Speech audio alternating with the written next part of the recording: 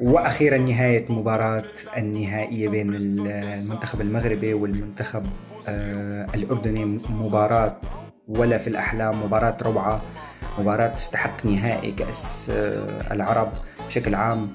الصراحة الأردن يستحق الفوز، المغرب يستحق الفوز، ولكن المنتخب المغربي كان نفسه أطول من المنتخب الأردني. وألف ألف مبروك للمنتخب المغربي، نحبكم بزاف، وحظ